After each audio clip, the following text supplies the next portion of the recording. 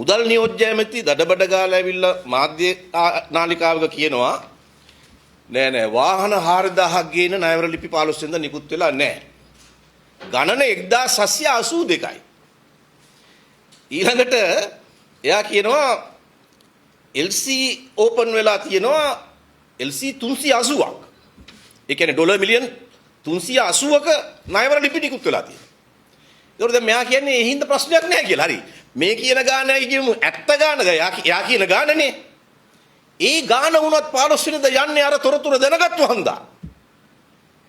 ඒ තොරතුරු දැනගෙන තමයි එක යන්නේ. ඒ තොරතුරු දෙන්නේ කවුද?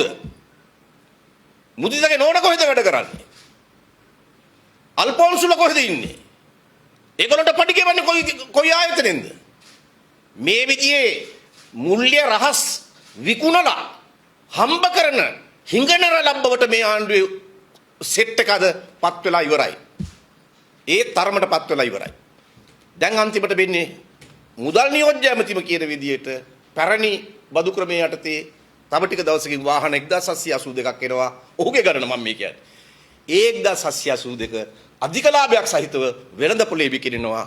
මේ 1782 ඔහු කියන ගාන ගේන්න පුළුවන් උනේ 15 වෙනිදා ණයවර ලිපි නිකුත් කරලා පරණ බදු ක්‍රමයට ගේන්න පුළුවන් උනේ මේ දීපු ඔත්තුව හින්දා. දැන් මේ බලන්න හිගන්නගේ මූණේ පවුඩර් ගාන වැඩයි භාණ්ඩාගාරයේ නැමැති පින් කැටේ කඩාගෙන කන වැඩයි ඇරෙන්න වෙන මොන වැඩේද මේ රටේ වෙන්නේ? පොලිසිය දම මර්ධනය කරන වැඩේ වෙනවා. ඒක ඊට අතිරේකව වෙන කිසි වැඩක් මේ රටේ වෙන්නේ නැහැ. දැන් බලන්න මේකෙන් දැන් එක පැත්තකින් විශාල ඩොලර් ප්‍රමාණයක් මේ ආදී වශයෙන් එළියට ගියා. අපි දැනගන්න ඕන අපේ ඩොලර් සංචිතය බොහොම සීමා සහිත එකක්.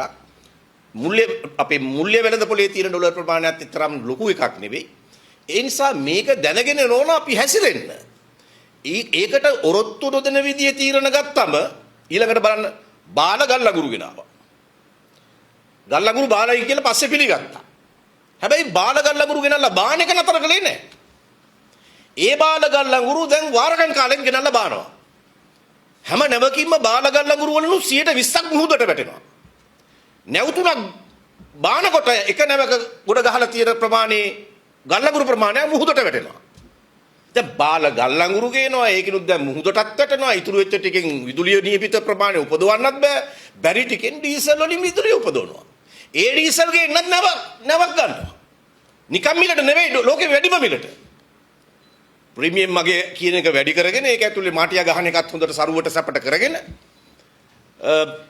එතකොට ඒ බාල ගල්ලගුරු නිසා තමයි ඉන්ධන ඉල්ලුම වැඩි උනේ. ඩීසල් අතිරේක විශාල තොගයක් ගේන්න සිද්ධ වුණේ. ඒවට වැය වුණේ ඩොලර්.